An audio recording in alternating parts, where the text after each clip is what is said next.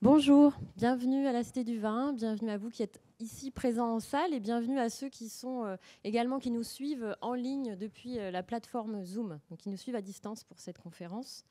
Alors comme vous le savez, nous avons ouvert en avril dernier une exposition temporaire qui s'appelle Picasso, l'effervescence des formes, qui réunit près de 80 œuvres pour explorer la place du vin et de l'alcool dans l'univers de Picasso. Cette exposition a été réalisée grâce notamment à la participation exceptionnelle du Musée national Picasso Paris et du Musée Picasso de Barcelone. Cette exposition a été imaginée à son origine par à la fois les équipes des expositions de la Cité du Vin et également un commissaire d'expo, Stéphane Guégan, qui nous fait aujourd'hui l'honneur d'être présent pour cette conférence sur cette exposition Picasso. Voilà, donc Stéphane Guégan, vous êtes historien, éditeur, critique d'art, donc auteur de plusieurs livres sur la peinture et la littérature des 19e et 20e siècles, du romantisme français à Picasso, auquel vous avez consacré un livre et plusieurs essais. Vous avez été commissaire d'expo sur plusieurs expositions remarquées comme Delacroix, Renoir, les peintres français en Algérie, c'était à l'Institut du monde arabe en 2003, Ingres au Louvre en 2006, Manet également, inventeur du moderne, en 2011 à Orsay. Et puis, j'en cite d'autres, le modèle noir de Géricault à Matisse à Orsay en 2019, Toulouse-Lautrec également, au Grand Palais en 2019. Voilà, donc avant de laisser la parole à Stéphane Guégan pour cette rencontre, donc qui va durer environ 1 heure et qui sera suivie de vos questions. Donc on fera circuler un micro dans le public pour que vous puissiez poser des questions. Les personnes qui sont en ligne depuis chez eux, donc sur Zoom, pourront également poser des questions. Donc vous avez sur la plateforme une partie Q&R dans laquelle vous pourrez écrire vos questions et nous les retransmettrons dans la salle. Donc n'hésitez pas. Voilà. Et avant de commencer, donc nous remercions vivement le soutien de la Banque Populaire qui a donc soutenu la programmation autour de cette exposition Picasso. Voilà. Donc je vous laisse, Monsieur Guégan, la parole et à tout à l'heure. Merci infiniment de cette introduction. En marge de mes activités de commissaire, je travaille au musée d'Orsay depuis un certain nombre d'années, j'ose même pas dire combien, raison pour laquelle je me suis intéressé aux artistes dont on vient de prononcer le nom, Manet, Lautrec et tant d'autres. D'ailleurs, ce sont quelques-uns des artistes qui ont compté pour le jeune Picasso dès avant sa venue à Paris. Au tout début du XXe siècle. Il a été admirateur et presque le disciple de la modernité française. Il se l'est assimilé et il en a fait sa chose avant de décider de vivre en France et, à certains égards, de devenir un artiste français. Cette exposition, vous l'avez rappelé, est née d'un double désir, le désir de ramener Picasso à Bordeaux, mais aussi de décentrer un peu le regard, d'essayer d'associer cette grande figure du XXe siècle, peut-être le plus grand artiste du XXe siècle. Certains jours, je le pense, malgré mon goût pour Matisse, pour Masson et pour d'autres peintres de cette envergure-là. Picasso est sans doute la figure centrale par ce qu'il a incarné au-delà même de l'œuvre qu'il a laissée. Mais la célébrité de Picasso fait que toutes les expositions qu'on organise autour de son œuvre ne sont pas aussi pertinentes qu'on pourrait le souhaiter par leur sujet. Et il nous a semblé intéressant justement d'inventer une autre problématique, d'associer Picasso au vin et plus généralement aux alcools, domaine dont généralement on le sépare. Il a la réputation d'avoir été très sobre, d'avoir très peu bu, et et donc de nous mettre devant un mystère, puisque le vin, les bouteilles, les verres, les alcools, le rhum, l'anis sont très présents dans son œuvre. Il y avait donc là une sorte de contradiction qu'on voulait étudier et évidemment, et peut-être même dissiper. Et avant d'entrer d'ailleurs dans l'exposition avec vous, j'ai quelques images pour ce faire, je voulais poser justement quelques principes. Et d'abord, vous montrer cette image que j'aurais pu associer à l'exposition et qui nous montre un Picasso qui a déjà plus de 70 ans. Il est à table chez Nounou. Je ne sais pas si ce restaurant existe encore, à Golfe-Juan. C'est l'époque donc où Picasso a décidé de vivre l'essentiel de son temps dans le sud et où il s'est laissé photographier à la plage, on le verra, au restaurant, à la corrida. Bref, dans ces espaces du plaisir et de la convivialité qu'il a toujours affectionné. Picasso est un bourreau de travail, mais ce n'est pas pour autant quelqu'un qui se coupe du monde, qui se coupe de ses amis, de ses proches, et qui s'isolerait dans une sorte de tour d'ivoire, alors que en 1954, quand cette photographie est prise, il est une star universelle. On peut utiliser le mot d'Edgar Morin, star, car il fait les couvertures de Paris Match, le cinéma s'intéresse à lui, l'actualité médiatique s'empare de sa personne et il est partout, si je veux dire, dans l'espace public. Par ailleurs, ses œuvres sont montrées, collectionnées à travers le monde. Eh bien, c'est ce même homme qui se fait photographier donc, par un de ces photographes américains qui était son ami, Edward Quinn, au restaurant, devant un verre de vin. Alors, je voulais vous montrer cette image pour vous rassurer d'une certaine manière. Mon sujet n'est pas artificiel, il ne s'agit pas d'une création comme l'histoire de l'art aime à en montrer. Il s'agit bien de lire les images que je vais faire se succéder sur l'écran à l'intérieur de la vie même de Picasso qui, sans avoir abusé des alcools, a su y trouver son plaisir.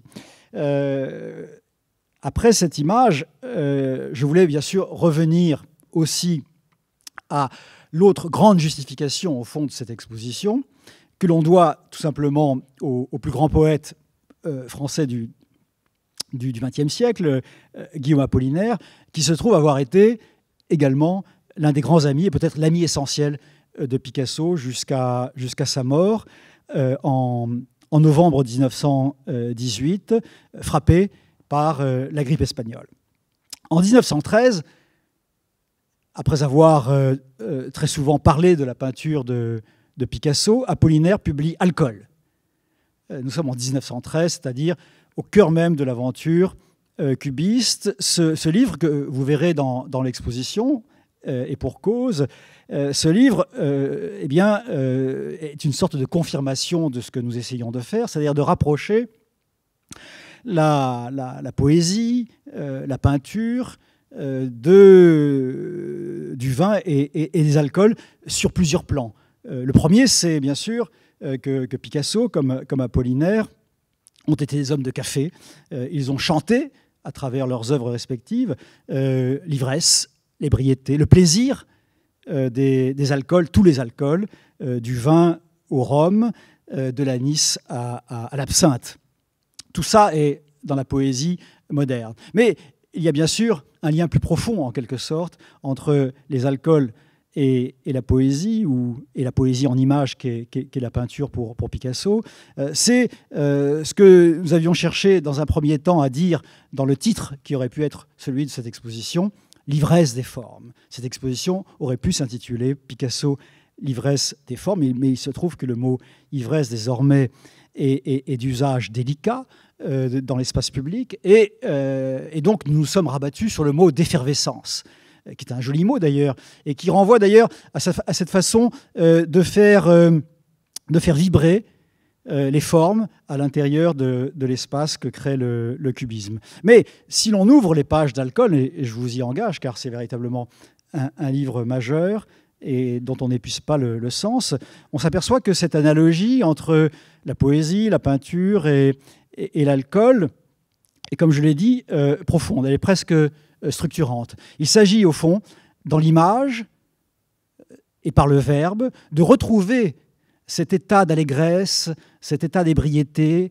que nous procure la boisson alcoolisée. Il y a donc quelque chose de très profond, d'esthétique, au vrai sens du terme, entre l'alcool et sa représentation, donc, à travers les images et la poésie. Il nous semblait donc important de montrer ce livre, qui est en quelque sorte la charte de notre exposition. Certains des poèmes d'Alcool sont dédiés à Picasso, d'autres à leur ami commun André Salmon, grand poète que nous redécouvrons en ce moment et qui est présent dans l'exposition, car lui aussi a chanté la poésie du zinc, la poésie des cafés populaires, et a montré comment la nouvelle poésie était du côté de ses expériences alcoolisées. Et puis, parce que le livre Alcool, en 1913, s'ouvre sur un frontispice cubiste qui n'est autre que le portrait d'Apollinaire. Alors, vous pourriez vous demander si véritablement cette image représente Apollinaire. Eh bien oui. Et Apollinaire lui-même l'a dit. Il a souligné le fait que cette image, ce portrait était ressemblant, c'est le mot qu'utilise Guillaume Apollinaire. Et si vous vous amusez, je vous y engage là encore, à retrouver non seulement le visage d'Apollinaire, mais cette photographie dans cette espèce de rébus formel qu'est le frontispice d'Alcool, eh bien, vous parviendrez à identifier parmi ces signes en liberté les traits caractéristiques d'Apollinaire. Apollinaire a voulu que le portrait qui ouvre Alcool soit de son ami Picasso, et Picasso lui-même a voulu que cette image, cette estampe, soit noire et blanche, alors qu'en 1913, le Mercure de France, l'éditeur d'Alcool, souhaitait une image bleue. Le bleu comme la période bleue de Picasso, le bleu comme la mélancolie post-symboliste. Eh bien non, Apollinaire et Picasso veulent une image noire, une image plus forte, une image plus ferme, une image plus nette de la modernité qui les rassemble. Donc vous voyez, le verre de vin de Nounou, Alcool d'Apollinaire, tout ça confirme la pertinence de notre perspective alcoolisée. Et puis il y a cette image extraordinaire qui est contemporaine d'Alcool. Nous sommes dans l'atelier de Picasso au début de l'année 1913, quelques mois du déclenchement de la guerre, mais personne peut encore imaginer le pire, même si la tension internationale ne fait que croître depuis quelques années. Et vous voyez comment Picasso met en scène les objets qu'il va faire entrer dans sa peinture, dans ces grands tableaux cubistes où l'on identifie des instruments de musique, des journaux, des visages, des corps, des pipes, des verres, des bouteilles. Et cette bouteille de vin, au premier plan de l'image, me semble tout à fait caractéristique non seulement de ce que je viens de vous dire, mais encore de la façon dont Picasso travaille. Comment, eh bien, de même que l'alcool est une forme de distillation des éléments qui le constituent, la poésie est une manière de distillation, de concentration. La poésie visuelle, qui est la peinture pour Picasso, concentre, distille les éléments du réel pour en donner une image effervescente, évidemment. Voilà en tout cas une photographie qui montre d'ailleurs comment Picasso documente sa propre pratique. Il n'attend pas que les historiens ou les critiques le fassent pour lui. Picasso avait une sorte de fanatisme, d'obsession fanatique à l'égard de son œuvre, des traces de son existence. Et l'archive qui est aujourd'hui abritée par le musée Picasso de Paris compte des milliers d'objets qui vont du ticket de corrida au ticket de train qui l'emmena en 1904 à Montauban pour y voir le musée Ingres, des factures de fournisseurs, des cartes postales plus ou moins loufoques, et jusqu'à ses cheveux, ses ongles, sa première paire de chaussures qu'on voit en ce moment dans l'exposition extraordinaire que le musée Picasso consacre à Maya. Maya, dont on a vu le visage dans la première photographie au restaurant chez Nounou. 1913, vous voyez, c'est un moment où Picasso et Apollinaire, en quelque sorte, affichent une commune esthétique et la font reposer, cette esthétique cubiste, sur cette analogie avec le monde du vin, le monde des alcools. Mais entrons dans les salles, entrons dans le vif du sujet, entrons dans le parcours, qui est un parcours chronothématique, pour parler le langage des conservateurs d'aujourd'hui. Nous ne souhaitions pas perdre le fil de la biographie, nous ne souhaitions pas non plus perdre le visiteur, mais nous souhaitions tout de même associer à chaque moment de son existence, non pas une aventure amoureuse, comme on le fait habituellement, ce qui n'est d'ailleurs pas une manière totalement dénuée de sens de procéder, mais nous souhaitions au contraire mettre l'accent sur une orientation de l'œuvre à un moment donné de la vie. Il y a tout de même, avant d'en revenir à la stricte chronologie, si j'ose dire, deux espaces de présentation et de réflexion qui, dans notre esprit, cherchent à dire de Picasso des choses qu'on ne dit pas ordinairement. Il y a d'abord cette cette boule extraordinaire qui nous est prêtée par le musée de la céramique de Sèvres. Cette boule qui est assez rare. Je crois qu'on en a localisé 4 ou 5 exemplaires et qui nous a beaucoup intrigués, la Cité du Vin et moi-même. D'abord parce qu'on y lit textuellement et nettement le mot vin.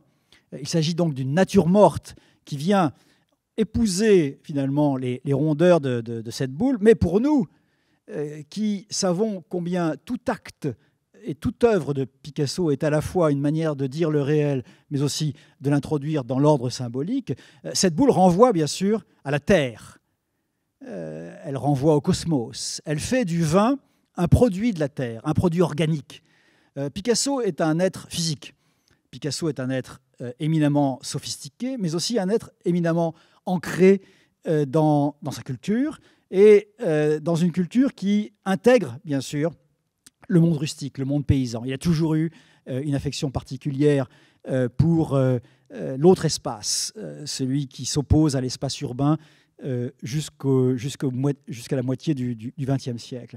Et pour lui, cette boule, cette présence du vin sur cette boule, renvoie donc à ce monde organique qui est si présent dans sa peinture. Ça peut sembler paradoxal que cet artiste qui semble parfois le plus mental, le plus conceptuel, est aussi celui qui s'ancre le plus dans la réalité physique des choses.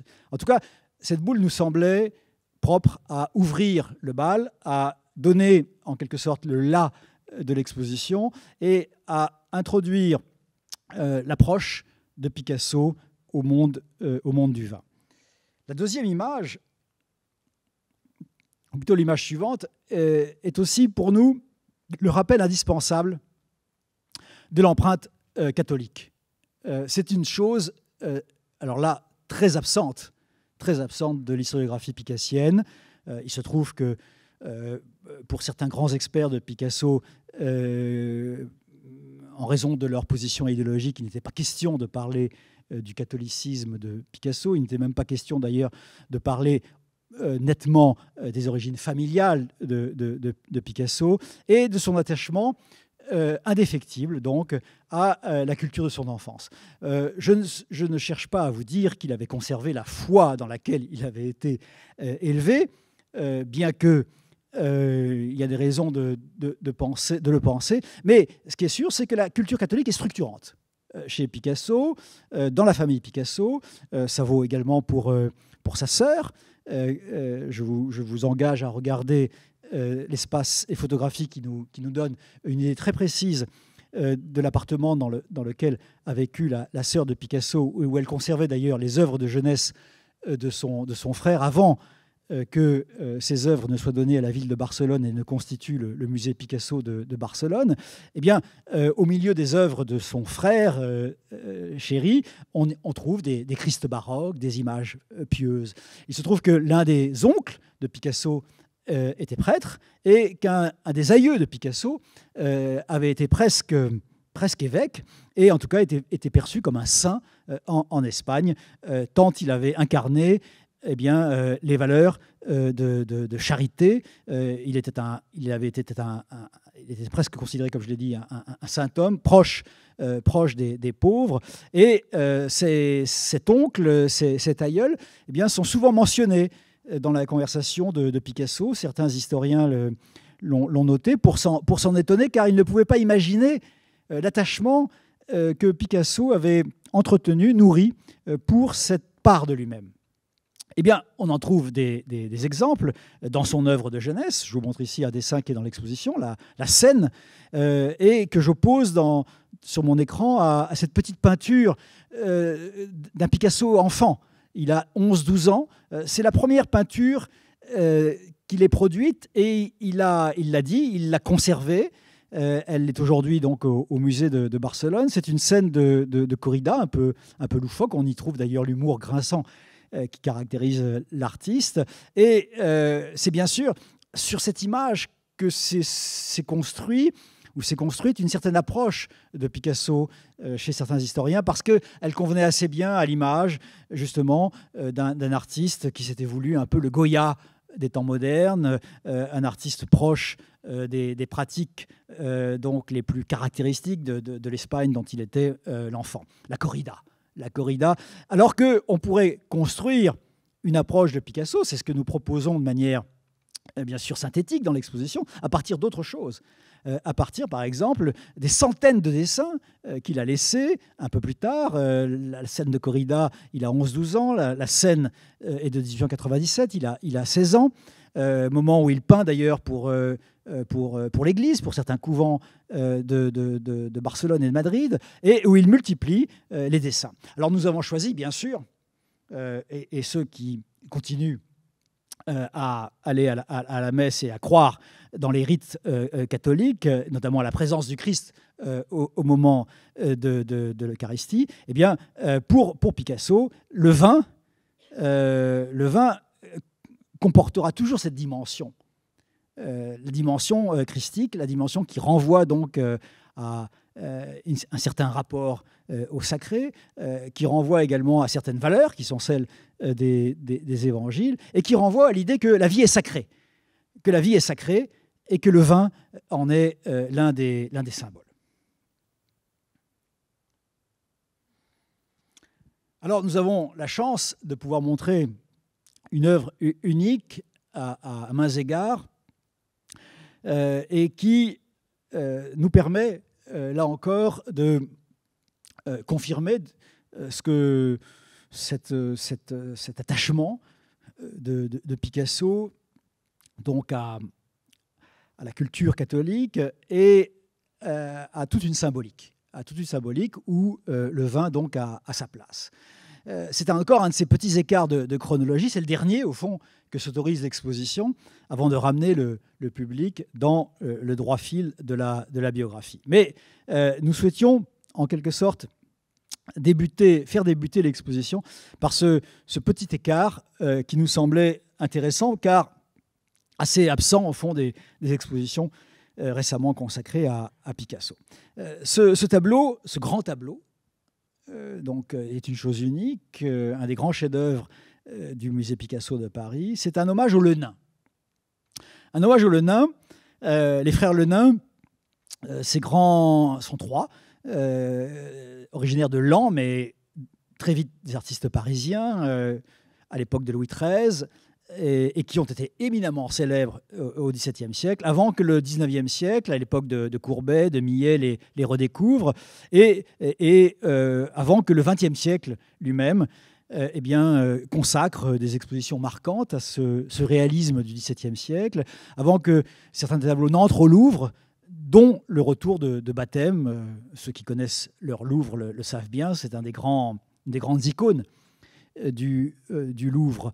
Et ce tableau, Picasso l'a rencontré avant même qu'il n'entre au Louvre. C'est dire combien Picasso s'intéresse au réalisme des maîtres anciens et s'intéresse au Lenain en particulier. Il avait dans sa collection 3 tableaux qu'il pensait être des Lenins, dont le tableau que vous voyez sous le retour de baptême, et qui montre des hommes lors d'une fête religieuse célébrant le vin, levant leur verre, donc, à l'occasion donc de la fête du bœuf gras.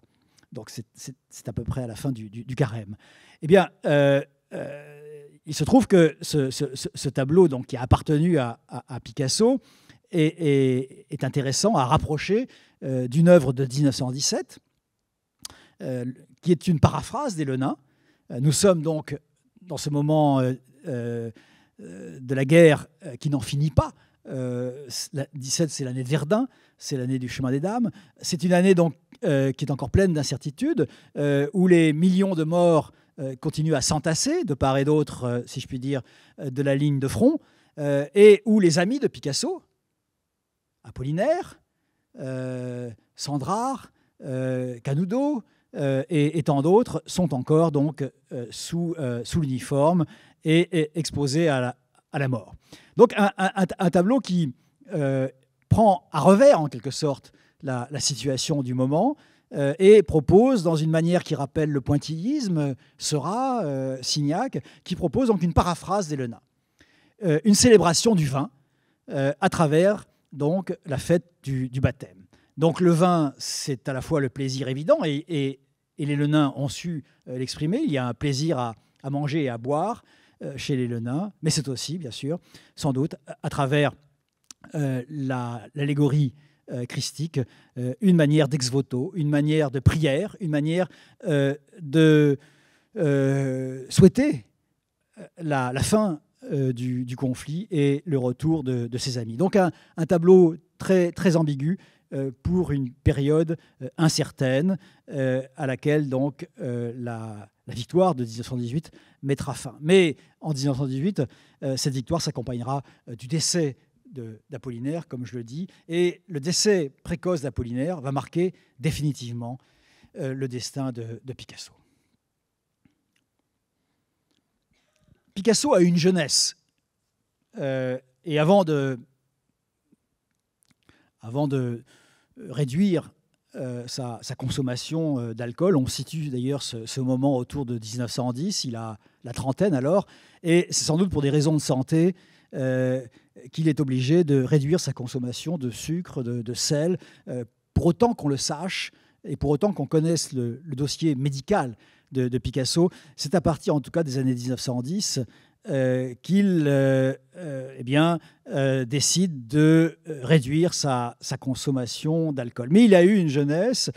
Cette jeunesse, on la touche du doigt à travers la poésie de ses amis qui ont su mettre en mots la vie au bateau lavoir, la vie des toutes premières années du XXe siècle, quand Picasso les accompagnait au café, dans les lieux de music hall, dans tous ces endroits dont Picasso avait besoin pour nourrir son œuvre, autant que pour y trouver le plaisir nécessaire à son existence. Le vin, c'est un choix de vie, et c'est aussi un choix esthétique, comme je l'ai dit tout à l'heure. C'est donc dans l'Espagne de sa jeunesse que je vous ramène ici avec deux œuvres, celle qui se trouve dans la partie supérieure de l'écran et dans l'exposition. Nous sommes dans cette taverne, ce café très célèbre et qui existe encore à Barcelone. C'est devenu un incontournable du tourisme. Et il faut avoir vu une fois dans sa vie donc cette taverne des quatre gats, des quatre chats. Ce dessin magnifique, avec cette dextérité qui est celle de Picasso pour croquer en quelques traits non seulement la physionomie de ses amis, mais encore la vie qui vibre dans ces cafés. Ce dessin donc est à l'unisson de la jeunesse de Picasso quand eh bien, après avoir été formé par son père, il est né en 1881, on lui a mis des pinceaux entre les mains dès qu'il avait 11-12 ans, il s'est formé, il a appris finalement tout ce qu'on pouvait apprendre à un jeune peintre beaucoup plus vite que tous ses concurrents, et en 1900, alors qu'il n'a pas 20 ans, il est parmi les artistes qui représentent l'Espagne à l'exposition universelle de 1900, exposition universelle très importante. Elle a drainé des millions de visiteurs à Paris, et Picasso découvre la capitale parisienne donc à cette occasion. Il faut donc souligner non seulement la précocité de l'artiste, mais sa capacité également à attirer l'attention sur lui. On a parlé avant 1900 de sa peinture, à l'occasion des rares moments où il expose ses œuvres. Et en 1900, il est perçu donc comme un des grands espoirs de la peinture espagnole, mais il peint encore dans l'idiome naturaliste de la fin du XIXe siècle, et pas du tout dans, bien sûr, le vocabulaire et le lexique qui vont être les siens à partir de 1900. Mais il a une connaissance très précise de la modernité parisienne, je l'ai dit, d'abord parce que cette modernité s'exporte, elle s'exporte également à travers les publications, la photographie, la reproduction, et à Barcelone, dans ce milieu qui touche un peu à l'anarchisme, mais qui touche surtout à toutes sortes de modernités, on connaît déjà très très bien l'art de Degas, l'art de Lautrec, l'art de Steinlen, l'art de Rodin, artistes donc qui vont nourrir Picasso avant qu'il ne transforme sa peinture et ne décide de s'installer à Paris. Une image du bateau Lavoir célèbre, autre lieu qu'il faut avoir vu une fois dans sa vie, ce qu'il en reste bien sûr, puisque si la place Ravignan ressemble encore à ce qu'elle a été au début du XXe siècle, le bateau Lavoir lui-même a brûlé dans les années 60, si ma mémoire est bonne. Par chance, la télévision avait filmé ce lieu, et ce film, je vous engage à le voir, il est très accessible. On y voit Kahnweiler, le grand marchand du cubisme, descendre les escaliers du bateau Lavoir, car l'atelier de Picasso se trouvait, si je puis dire, sous le niveau de la terre. Ce bateau Lavoir était accroché sur la butte Montmartre, mais le premier niveau était quasiment sous le niveau de la terre. Les poètes ont beaucoup ironisé à propos de cet atelier, qui était d'ailleurs meublé de briques et de brocs, car Picasso avait horreur de tout ce qui pouvait ressembler aux arts décoratifs modernes, au design moderne, et il a toujours vécu dans le mobilier très ancien, hérité de son père, qui avait un goût pour le liberty anglais, mais aussi hérité surtout glané plutôt ici et là. Il avait un goût particulier pour le mobilier du début du XIXe siècle, une commode Louis-Philippe. Bref, il avait besoin de cet éclectisme et d'un certain désordre pour créer. C'est aussi au bateau Lavoir qu'il a su sceller ses amitiés poétiques. Picasso a fait la connaissance de Max Jacob très tôt, autour de 1901-1902, et puis c'est Salmon, et puis c'est Apollinaire en 1905. Et tous ces poètes se sont fait photographier dans l'atelier du bateau Lavoir, comme s'il fallait être là, comme s'il fallait avoir été là, comme s'il fallait avoir été photographié là pour entrer dans l'histoire de la modernité. La peinture de Picasso va très vite. Le moderne va très vite, disait Paul Valéry, et ça s'applique parfaitement à Picasso. Vous avez une peinture que je ne pouvais pas faire venir en France, qui est au Guggenheim et qui montre la façon dont Picasso peint autour de 1901. Nous sommes au Moulin Rouge, là où quelques mois plus tôt, en quelque sorte, Toulouse-Lautrec a traîné ses guêtres. Toulouse-Lautrec donc aurait pu presque croiser Picasso au début du XXe siècle. Et en tout cas, ce qui est sûr, c'est que la manière de Lautrec, ses lumières, ses visages, ses maquillages, cette façon quasi brutale, en tout cas directe, de magnifier la vie nocturne, les plaisirs nocturnes qu'offrait la butte Montmartre, eh bien, sont très présents dans le premier style de Picasso. Et très vite, donc, sa peinture se met à bleuir et à changer, là encore, de climat, d'atmosphère.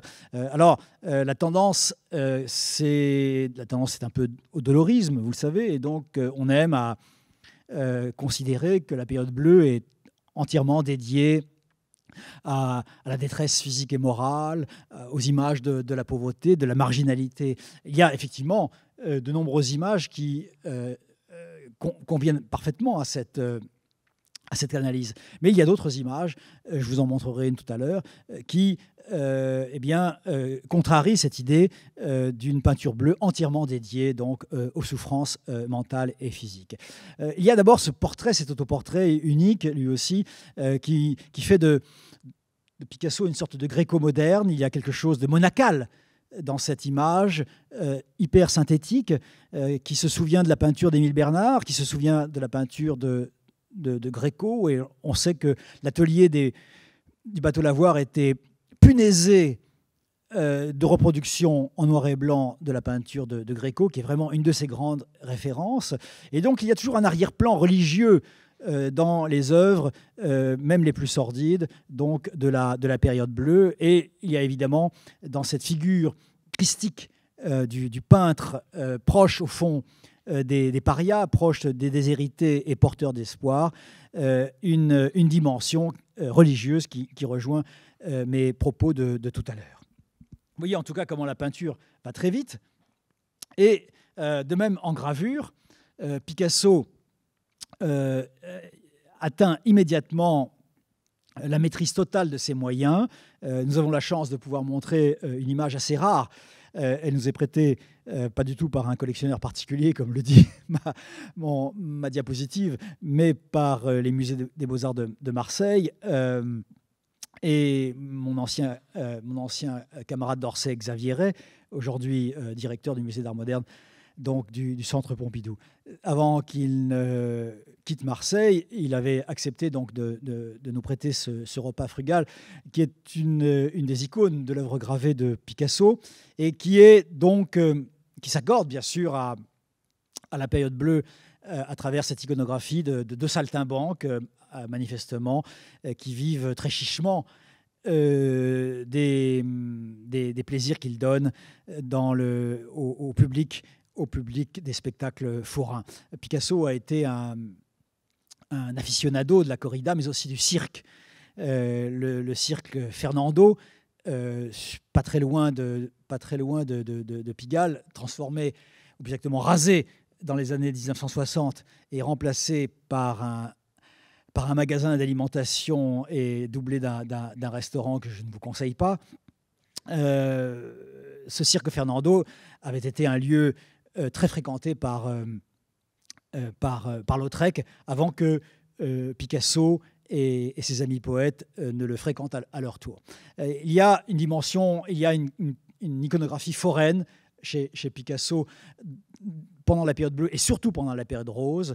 Les saltimbanques, les jongleurs, les danseurs, les équilibristes, bref, tout ce qui fait le bonheur des amateurs de cirque entre dans sa peinture, dans une atmosphère douce amère, dont le meilleur interprète reste Apollinaire, bien sûr. En tout cas, ce qui nous frappe dans cette image étonnante, hiératique et en même temps très, très, très humaine, c'est que la misère, chez Picasso, n'a pas besoin du misérabilisme, de la sentimentalité. Les personnages conservent une dignité implacable et la morsure, si j'ose dire, la morsure du burin et la façon dont les formes sont angulaires, cassantes, renvoient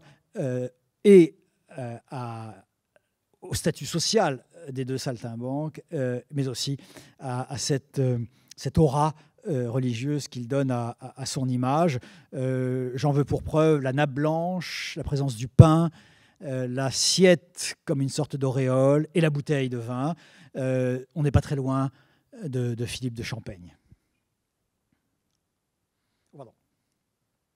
La grande affaire de Picasso, une fois sorti de la période rose, est d'avoir inventé le cubisme avec son ami Braque, avec son autre ami espagnol, comme lui, Juan Gris, raison pour laquelle l'exposition les rapproche et montre comment le cubisme a été une expérience collective.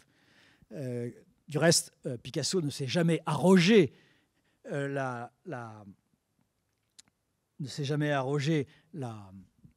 l'invention du cubisme. Il a toujours insisté sur l'idée d'une collaboration, l'idée d'une cordée, pour parler le langage de l'alpinisme, et notamment de l'importance de Braque dans ces années 1907-1914. C'est à propos de Braque que la critique d'art parle pour la première fois de cubisme, et à propos de paysages cubiques, de paysages cézanniens, mais qui tendaient à une schématisation géométrique plus poussée. On parle souvent d'ailleurs de géométrie, d'abstraction. Ce ne sont pas les mots qu'il faudrait employer à propos du cubisme. Le cubisme est un réalisme pour Picasso, comme toute sa peinture finalement. Il n'a jamais cherché autre chose qu'à dire le réel, mais selon des modèles, selon des modes figuratifs et des principes esthétiques et plastiques différents selon les époques. Il est parfois effectivement plus hermétique, il est parfois proche de l'art classique, il est parfois proche du réalisme du XIXe siècle. Il n'y a pas chez Picasso de hiérarchie entre les styles. Il n'y a même pas l'idée d'une évolution naturelle de l'art qui irait du plus figuratif jusqu'au moins figuratif. Tout ça était une aberration pour lui. Il ne croyait même pas à l'art moderne. Il ne supportait pas ces mots qui, pour lui, étaient des non-sens. Il n'y avait que l'art, tout court. Et il a parlé de la statuaire africaine, de la peinture romane, catalane ou de Manet de la même manière. Pour lui, ces artistes avaient cherché à saisir la nature du réel dans sa vibration même. Et on le voit ici, à nouveau dans l'atelier, car il n'a pas simplement photographié ses amis poètes, il s'est également fait photographier.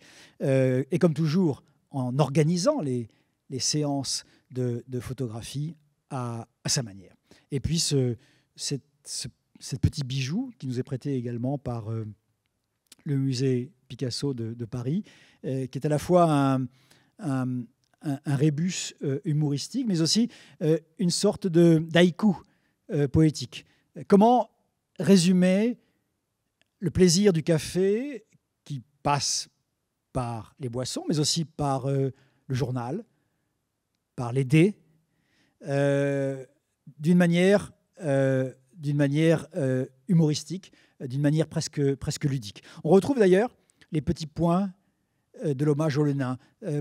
Picasso a très peu peint dans la manière de Seurat, artiste qu'il aime, artiste dont il dit qu'il est en quelque sorte l'héritier, artiste d'ailleurs que vendaient les marchands de Picasso au XXe siècle, mais il a très peu pratiqué le pointillisme et il le fait ici un peu pour donner en quelque sorte une manière d'effervescence à cette image joyeuse qui pourtant date de l'été 14, l'été de bascule, l'été de la bascule, l'été où il verra partir son ami Braque depuis la gare d'Avignon vers le front, été où il entendra partir, en tout cas annoncer le départ des poètes comme Sandrard et Apollinaire, qui, parce qu'ils ne sont pas français, parce qu'ils n'ont pas encore été naturalisés français, décident de se battre pour leur pays d'adoption.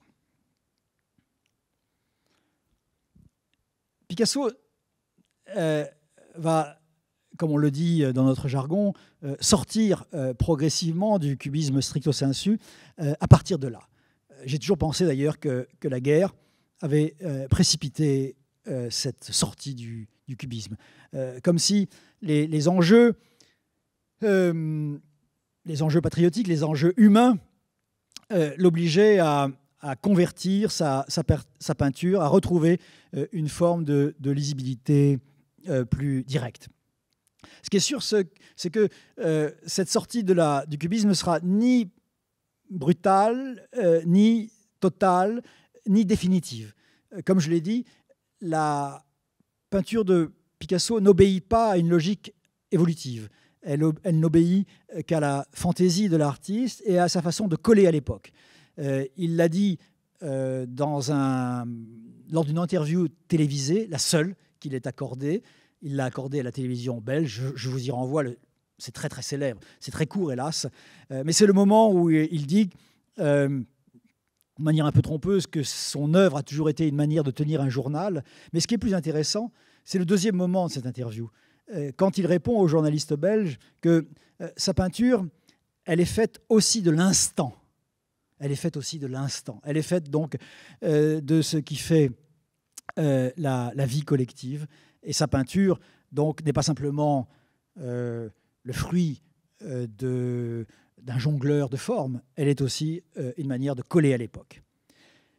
Ce qui est sûr, c'est que la présence du vin est très sensible dans les années 1901. Alors j'aurais tellement aimé faire venir ce tableau qui est à la Fondation Beyeler et qui est contemporain de l'œuvre qui est dans l'exposition et que je vous montre ici dans la partie haute de mon écran. Nous sommes dans les années 1901, 20, les fameuses années folles. Picasso est devenu le peintre de Paul Rosenberg. Il vit rue La Boétie.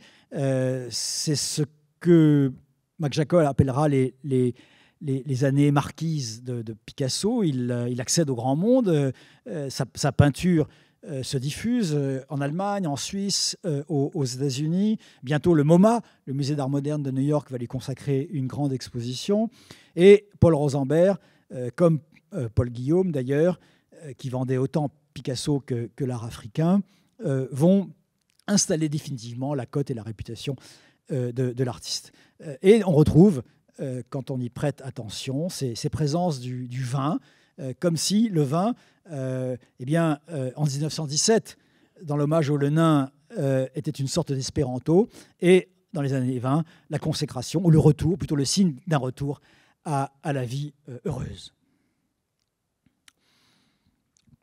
Je l'ai dit, chacune de nos sections met l'accent sur un moment de l'œuvre et une relation particulière au sujet qui est le nôtre.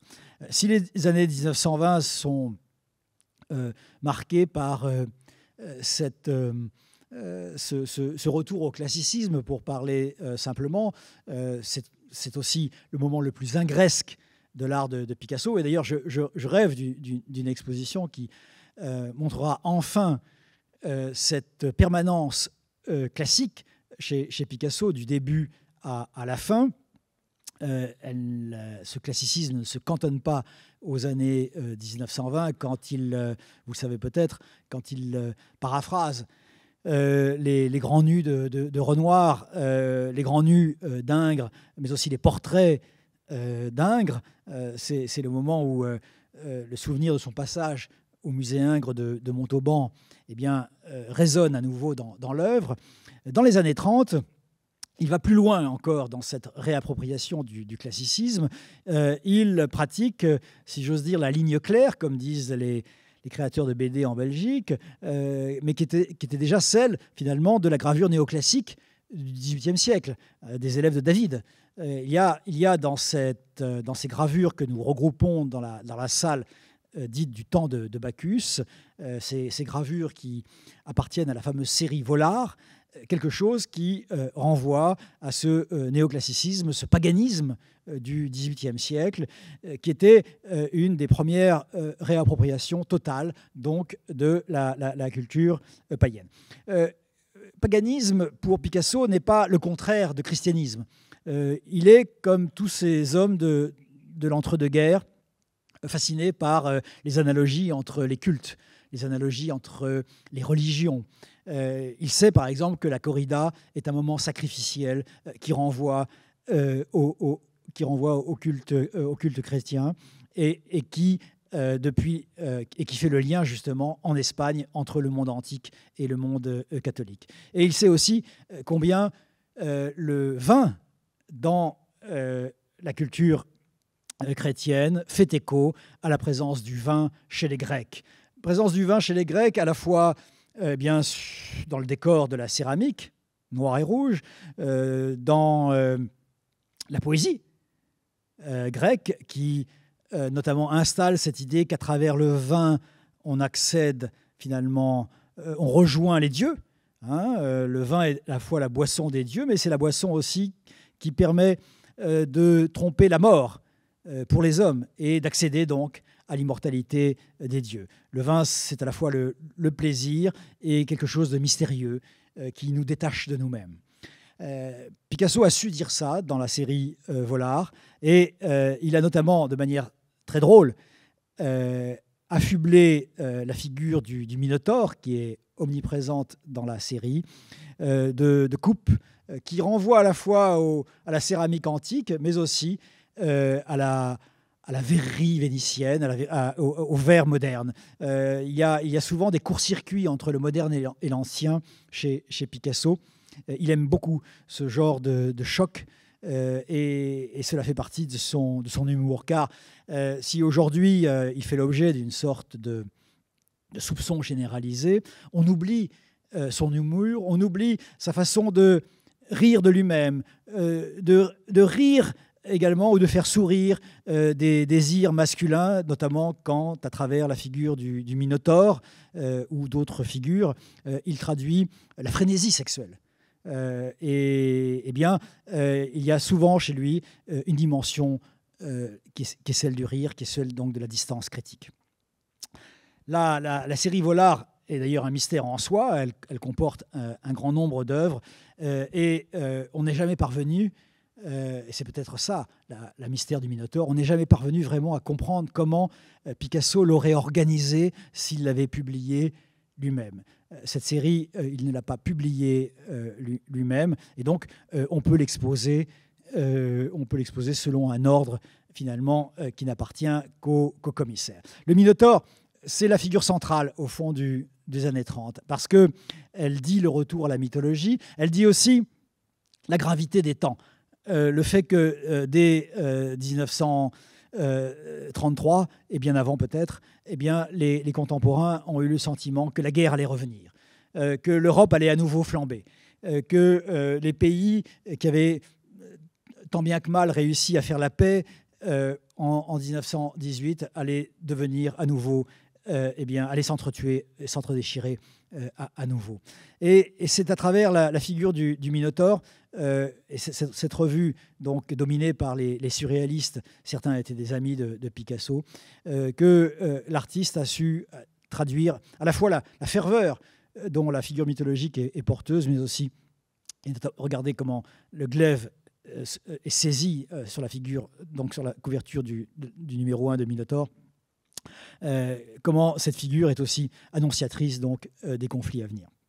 Autre image que j'aurais beaucoup aimé faire venir dans l'exposition, c'est celle qui appartient donc à Jacqueline Hutin, à Catherine Hutin, la fille de Jacqueline, l'ancienne collection, donc Jacqueline Picasso, qui est entre les mains maintenant de sa fille, Catherine Hutin, et qui montre justement cette façon d'introduire l'humour dans la mythologie. Voilà le Minotaure ici, non pas se saisissant d'un glaive ou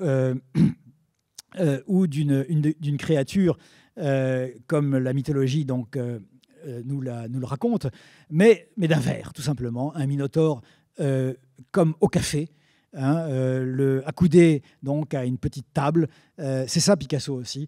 C'est cette façon d'introduire une manière de sourire dans une iconographie qui jusque-là lui était étrangère. La vie sous l'occupation, j'ai beaucoup écrit là-dessus dans différents catalogues, parce que la période m'intéresse et l'attitude de Picasso sous l'occupation m'intéresse également. En tout cas, comme le temps va plus vite qu'on ne le voudrait, je ne peux pas m'y attarder, mais je voulais vous montrer cette photo de Brassailles, photo très célèbre de Brassailles qui montre Picasso dans la brasserie Lippe. Il était soit chez Lippe, soit de l'autre côté du boulevard Saint-Germain, au de Magot. Et par ailleurs, il dînait souvent au déjeuner au Catalan, pas très loin, là où il a fait la rencontre de Françoise Gillot en 1943.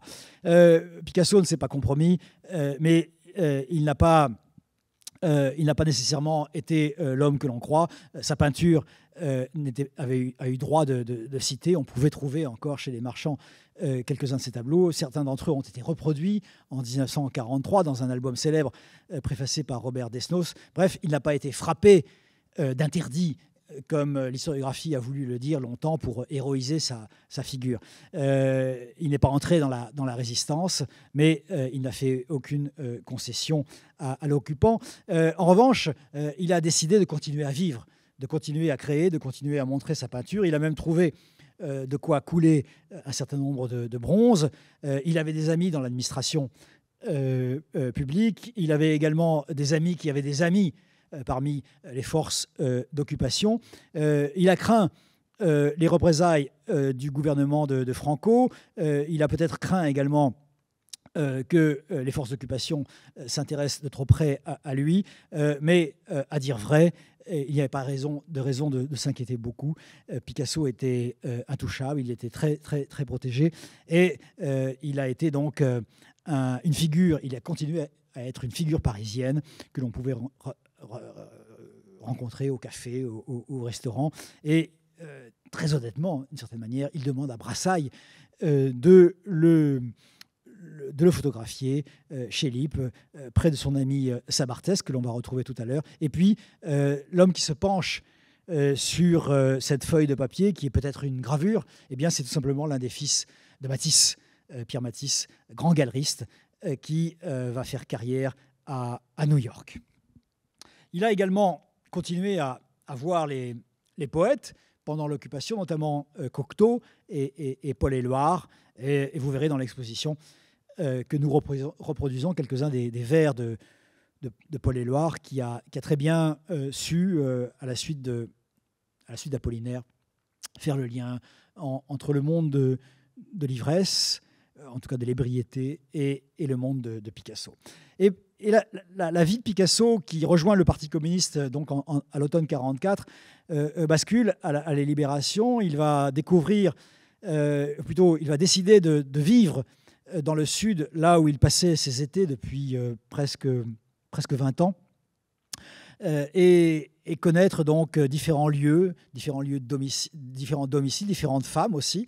C'est avec Françoise Gillot qu'il s'installe d'abord à Golfe-Jouan et puis à Valoris. Françoise Gillot qui va lui donner 2 enfants. Il était déjà le père d'un garçon, Polo, et le père d'une fille, Maya.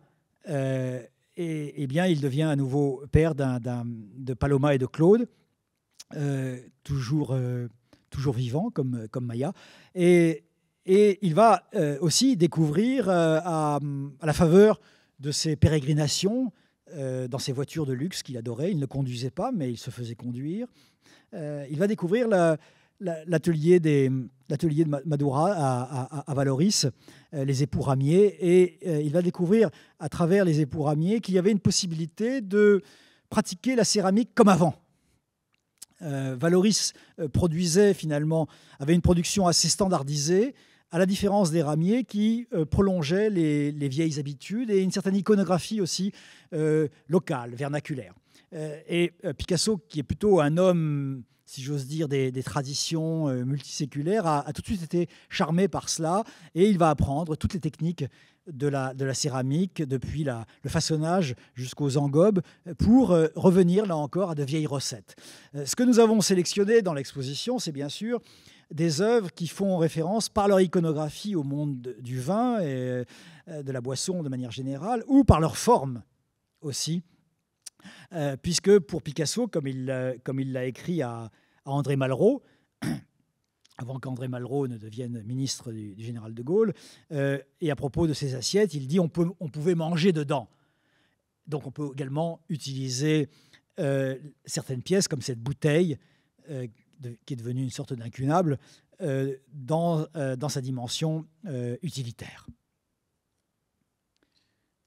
C'est donc un Picasso qui se réinvente pour le le plus grand, finalement, la plus grande joie de ses amis communistes, à commencer par Aragon, qui a beaucoup écrit sur Picasso dans les années 50-60 et qui voit très souvent Picasso dans le Sud. Aragon qui chante la gloire de ce grand artiste, le plus grand peut-être, dit Aragon, le plus célèbre assurément, et qui assure devenir un artisan pour parler au peuple, pour parler au plus grand nombre. Effectivement, c'est mal connu, mais il a laissé des milliers de céramiques. Elles sont d'ailleurs très collectionnées aujourd'hui, notamment les pièces les plus rares, comme ce centaure au verre qui vient du Luxembourg, et que je suis ravi de pouvoir montrer dans l'exposition, et qui me ravit d'ailleurs, parce que là encore, on y voit ce télescopage entre l'ancien et le moderne, ce centaure qui tient un verre à pied est tout à fait dans la note humoristique de Picasso, et dans cette façon donc de toujours se réapproprier la mythologie la plus ancienne d'une manière très personnelle, très singulière et ici très drôle. Et on voit également comment tout résonne ici, tout dialogue. Les photographies parues dans Life en 1949, bon témoignage de ce que je vous disais, c'est-à-dire que Picasso est devenu un incontournable de l'espace médiatique à partir de cette époque-là. Et Life, Match, se dispute en quelque sorte le privilège de consacrer à Picasso des couvertures, des reportages. On a commencé à peine à exploiter cette manne. Je vous renvoie d'ailleurs au catalogue Picasso Mania. J'avais commencé un peu à regarder tout ça de très près. Mais le phénomène de starisation qui favorise Picasso alors est en marche, et en très bonne marche, dès les lendemains de la Seconde Guerre mondiale. Donc l'exposition voulait rappeler en quelque sorte comment cette mythologie très solaire avait su conduire Picasso à se renouveler sous l'œil vigilant de ses amis communistes. Les voilà, les communistes, puisque en 1949, à l'occasion de l'anniversaire de Picasso, de Staline, Picasso lève son verre d'une manière presque irrévérencieuse, en tout cas qui pouvait passer pour tel. Et on sait que le portrait de Picasso, le portrait de Staline par Picasso en 1953, à la mort donc de Staline, a fait des remous et continue à en faire au sein des partisans. Et à la une des lettres françaises, donc le grand organe dirigé par Aragon de la presse communiste, ce portrait de Staline donc a beaucoup déplu. En tout cas, il s'est révélé très clivant, comme on dirait aujourd'hui. Mais ce qui est intéressant, c'est que Picasso, dans le toast, réemploie là encore un symbole, si je puis dire, du vin populaire, un symbole de la fraternité à des fins donc ici idéologiques. Mais on pourrait proposer également la thèse suivante. La mort de Staline en 1953, vous savez, c'est le début du dégel dans l'ancien bloc soviétique, qui continue à remuer, comme vous savez. Eh bien, le dégel, il me semble qu'on pourrait également en percevoir les indices et les traces chez Picasso lui-même. Avant même qu'il ne prenne des positions de retrait quand les chars entreront en Hongrie pour reprendre, si je puis dire, le pouvoir sur les insurgés. Eh bien, avant Budapest, il y a des traces de en quelque sorte, de ce dégel, si je puis dire, dans l'œuvre de Picasso. Je ne résiste pas à comparer cette image de Sabartès en 1959, le secrétaire particulier de Picasso, qui aimait le vin et toutes sortes de plaisirs autant que son ami. Et voilà le portrait du jeune Sabartès en 1902 ou 3, pendant la période bleue. Vous voyez qu'il est un peu mélancolique, mais qu'il est assez proche, qu'il est encore dans la vie à travers cette grande chope de bière qui est au premier plan, presque disproportionnée. On n'est pas loin d'ailleurs du schéma que Picasso va employer 50 ans plus tard, quand il montrera le centaure au verre de la collection de Jacqueline. Dégel encore, et rassurez-vous, c'est mon avant-dernière image. J'avais promis de rester dans l'heure. Je n'ai pas tout à fait tenu ma promesse, dégèle encore et ô combien avec cette œuvre inouïe aussi, grand près du musée Picasso, qui est en cœur de Simèse, donc dans la salle consacrée au Bacchanal, car la suite Vollard n'épuise pas toutes les ressources de l'iconographie de Bacchus. Il y a aussi ces fêtes donc, que les Grecs organisaient rituellement en l'honneur de Bacchus. Les Grecs associent le vin, le plaisir, l'ivresse même, non seulement à la religion, mais encore ils font de Bacchus un dieu essentiel de leur panthéon. Et l'on trouve, c'est pour ça que je vous montre cette image et la prochaine dans cet ordre-là, et l'on trouve ici à nouveau non seulement bien sûr ce goût qui consiste chez Picasso à montrer des corps enlacés nettement sexués, mais encore ce vin qu'on tend ici dans cette coupe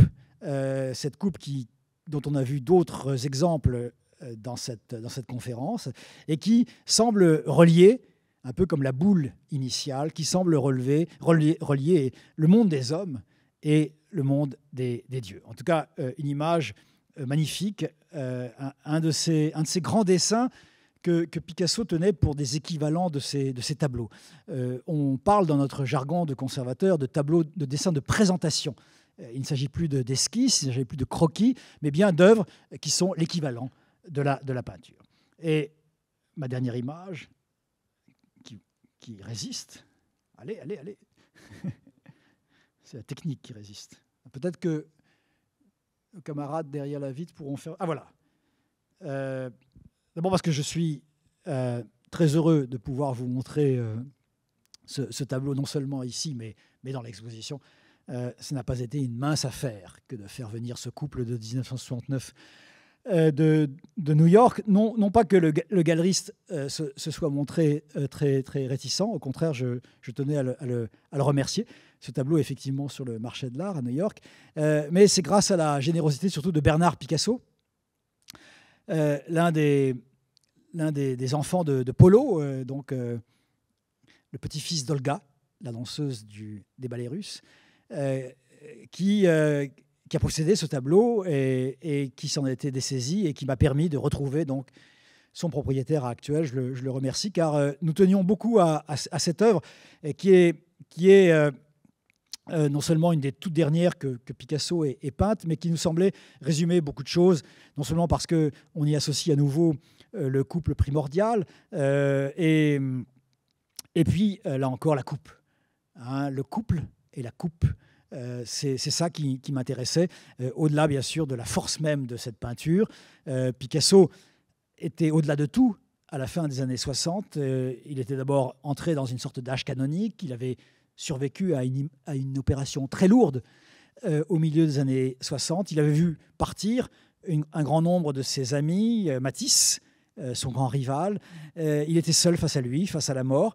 Et il continue à exalter la vie. Il continue à exalter la vie à travers l'amour physique, à travers le vin, à travers ces tableaux qui combinent les deux. Et puis,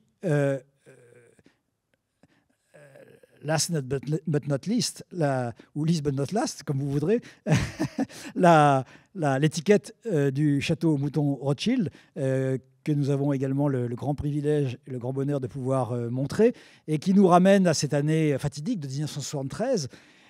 Au début de l'année, il neige d'ailleurs sur Mougins, et ce signe, là encore, du ciel a frappé les contemporains. Le grand Pan est mort, dit André Chastel dans Le Monde. L'article est célèbre. On le croyait immortel, puisqu'il avait survécu à tout le monde. Il semblait la jeunesse incarnée. Son art n'avait cessé de se renouveler jusqu'au bout. Il avait également été ce vieillard scandaleux du Palais des Papes. La première exposition qui montre le dernier Picasso, eh bien, elle s'organise du vivant même de l'artiste en 1971, et les amateurs sont décontenancés.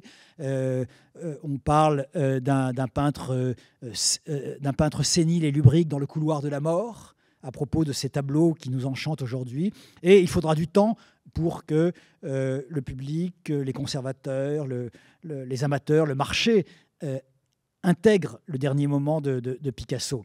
Et en 1973, le baron Philippe de Rothschild demande à Jacqueline l'autorisation d'utiliser une bacchanale qui était dans la collection Rothschild pour en faire l'étiquette d'un millésime exceptionnel, le 1973, l'année de la mort de Picasso, donc l'année où, eh bien, grâce à un surclassement, le château Mouton Rothschild entre dans la cour des plus grands.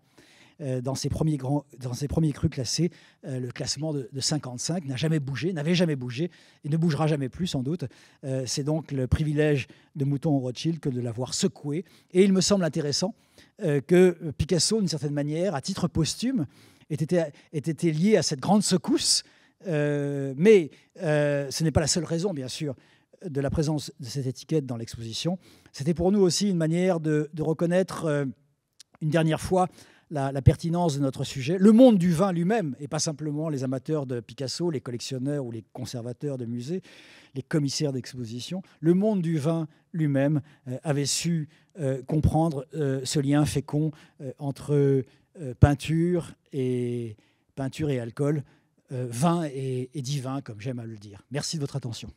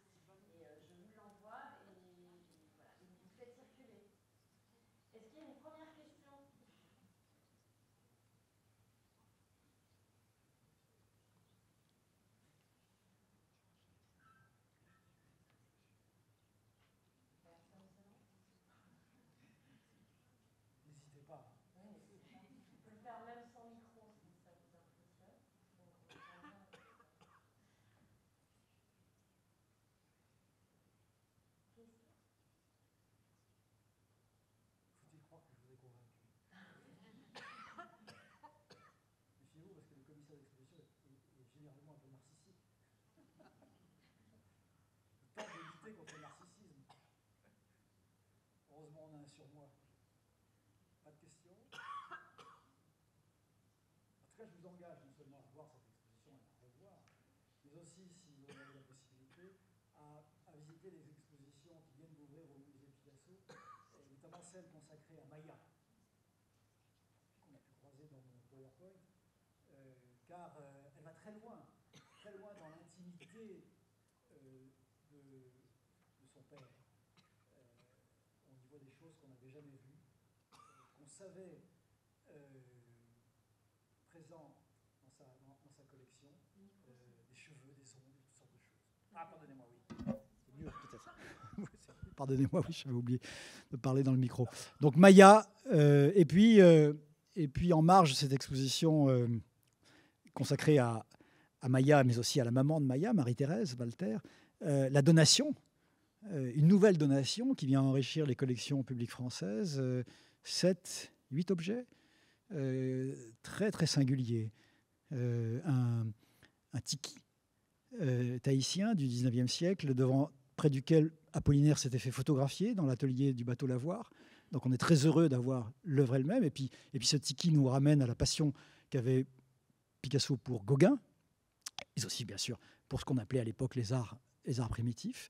Un portrait d'Apollinaire, plus exactement la partie inférieure d'un portrait d'Apollinaire dont le musée Picasso possédait juste un fragment. Donc le visage d'Apollinaire est désormais complet, des peintures. Et c'est Laurent Lebon qui a fait, maintenant donc président du Centre Pompidou, qui à l'époque dirigeait le musée Picasso, qui a fait ce choix et qui a voulu que ce choix portât sur tous les aspects finalement de Picasso, l'homme et l'œuvre, pas simplement les tableaux. Et donc, je vous engage à voir ces enrichissements de nos collections. Je mentionnerai qu'une œuvre qui m'a beaucoup touché, parce que le tout début de la période de Picasso me passionne, c'est le portrait de son père. Alors, en bonne logique oedipienne, l'histoire de l'art a toujours voulu opposer le père au fils, nous rappeler que finalement le fils était tellement génial qu'il avait effacé en quelque sorte et en quelques années l'image du père. Mais le père est une figure centrale dans la construction du fils, dans sa formation, mais aussi dans sa vie. Il parlera de son père jusqu'au bout. Il parlera de son père comme l'incarnation même de l'homme, de la virilité, dit-il, de la paternité également, mais aussi de celui qui l'avait emmené à la corrida, de celui qui lui avait donné le goût d'artiste qui n'était pas simplement espagnol. Picasso, ce n'est pas simplement le Prado, c'est aussi d'autres choses et d'emblée. C'est aussi un père qui lui fera connaître l'art anglais de la fin du XIXe siècle. Et il va conserver, Picasso fils, par devers lui, des objets que son père lui avait donnés. Et donc, nous possédons désormais un portrait du père par le fils, un très beau tableau d'un naturalisme très 1890, mais très émouvant aussi, une très belle figure de profil, comme s'il avait voulu utiliser cette formule anoblissante pour peindre son père. Donc, finalement, ce Picasso qu'on croit connaître, ce Picasso qu'on croit dominer, ce Picasso dont on croit avoir tout dit, est inépuisable. Et pour faire un mauvais mot, comme les joies du vin. Ah, monsieur. Oui, dites.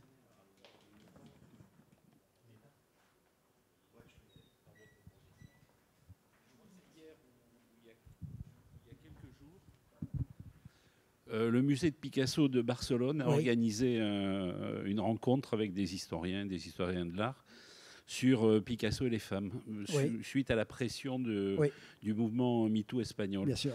Alors, bon, je ne veux pas vous demander de trancher la question, mais qu'est-ce que ça vous inspire? Merci. Ah oui, vous avez bien fait de poser cette question. Hein. Je pense ne pas avoir à parler de ce sujet chaud. Je pense que Picasso, c'est pas du tout une manière d'évitement que de dire ça. D'abord, je pense qu'il n'y a pas une seule attitude de Picasso à l'égard des femmes. Il y a des femmes, il y a des moments, et il y a des comportements. D'abord, n'oublions pas que la plupart, nous ne les connaissons pas toutes, la plupart de ses maîtresses et épouses ne l'ont pas quitté. Elles étaient libres de le faire. La seule qui l'ait fait, après 5-6 ans, c'est Françoise, qui part, et d'ailleurs qui part le cœur gros, parce qu'elle a beaucoup aimé Picasso, mais elle a fini par ne plus pouvoir supporter de vivre avec Picasso. Car Picasso n'est pas simplement n'est pas un tyran domestique au sens où il multiplierait les violences sexuelles sur ses partenaires. Il est un personnage difficile, avec lequel il est difficile de vivre. D'abord parce qu'il est autocentré sur le travail. Il a dit, je crois qu'il l'a dit à Cannes-Valère, personne n'imagine la solitude qui a été la mienne pour produire tout ça. Donc il s'impose des heures, il s'impose un travail. Et dès l'époque où il faisait, dès l'époque où il vivait plus librement au bateau Lavoir, il y a un moment pour tout, comme il dit. Il y a un moment pour le plaisir, il y a un moment pour les femmes, il y a un moment pour le travail. Le moment pour le travail était dominant.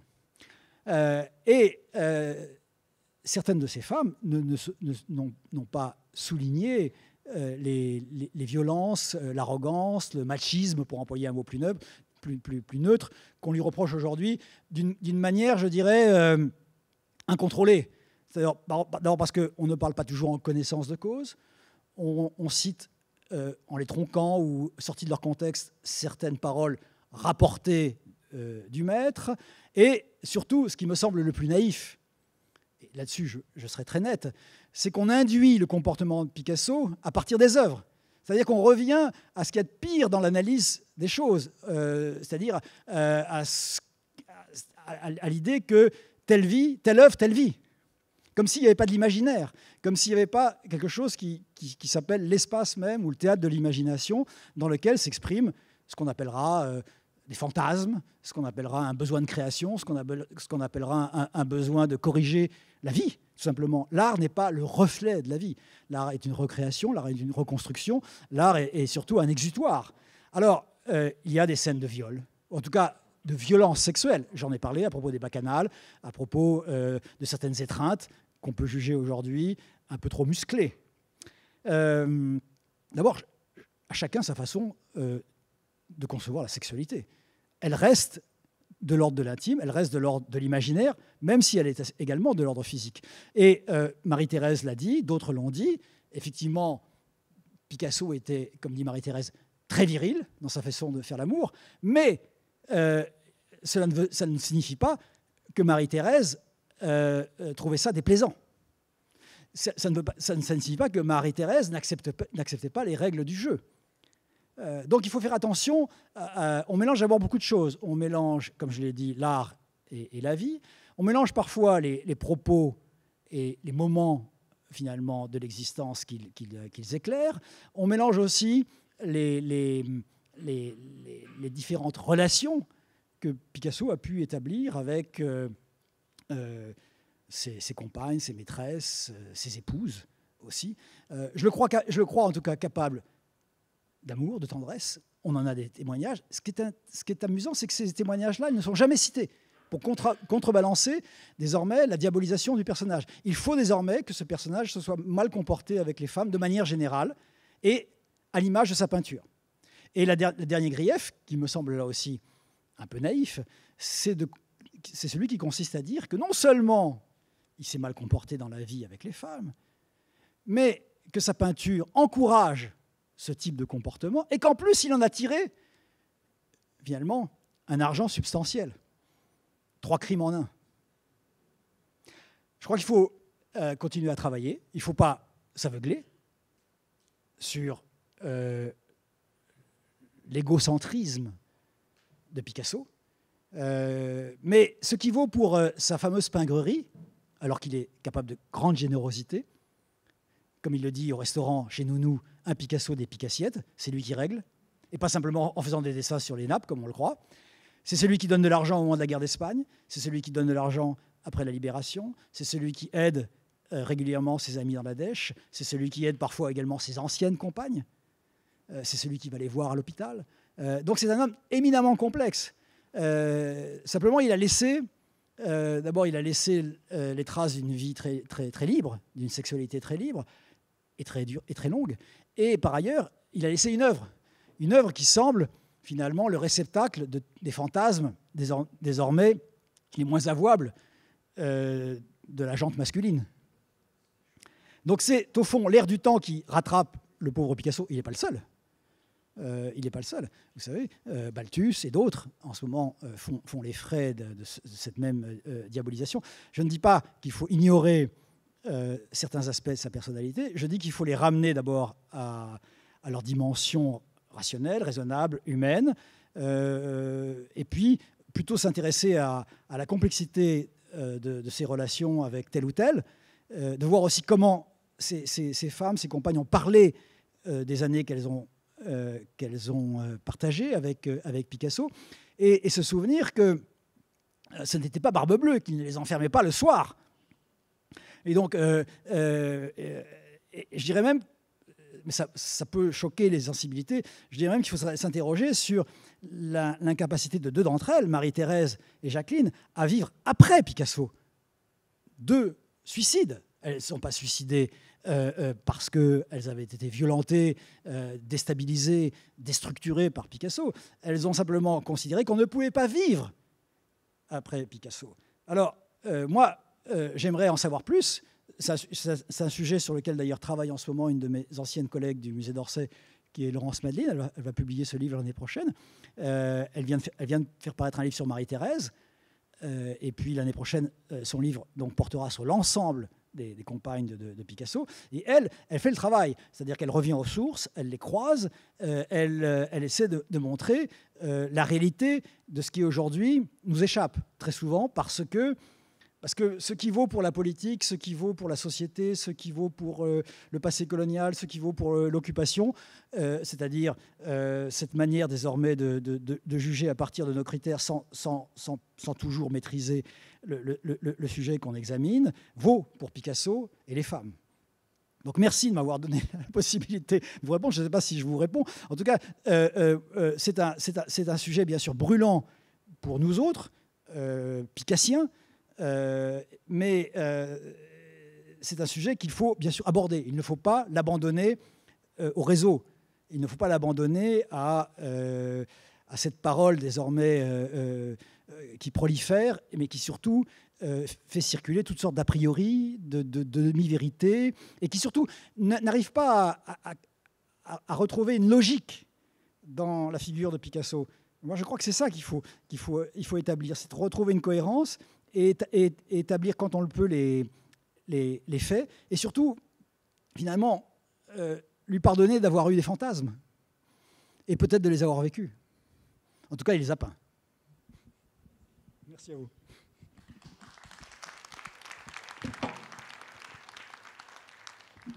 Merci beaucoup Stéphane Guégan pour cette belle conférence. Merci. Donc vous pouvez voir l'exposition jusqu'au 28 août, donc au premier étage, de 10h à 19h. Elle est ouverte tous les jours. Et puis vous avez la possibilité, si vous le souhaitez, d'avoir des visites guidées à 16h le week-end, tous les week-ends. À 16h, il y a des visites guidées. Donc n'hésitez pas à la voir et la revoir. Et puis voilà, donc concernant la programmation culturelle, non, avant de finir, pardon, la conférence que vous venez de voir, d'écouter, sera en ligne sur notre site internet. Donc toutes les conférences sont retransmises en ligne sur notre site et en ligne. Donc voilà, vous avez la possibilité de la réécouter. Et puis, concernant notre programmation, nous aurons plusieurs événements. Le prochain, donc, qui concerne justement l'univers Picasso, ce sera un concert, en fait, le 15 juin, qui est un jeudi, je crois, ou mercredi, je ne sais plus, mercredi 15 juin à 19h, un mercredi. Ici, dans l'auditorium, c'est les élèves du pôle d'enseignement supérieur musique et danse, qui est un pôle de jeunes musiciens en fin de professionnalisation qui viennent faire un concert autour de l'univers de Picasso. Et donc il y aura une sorte de battle musical entre de la musique inspirée du début des compositeurs du début du siècle, donc du XXe siècle, donc de l'environnement de Picasso, à savoir Erik Satie, Stravinsky, avec lesquels Picasso avait collaboré.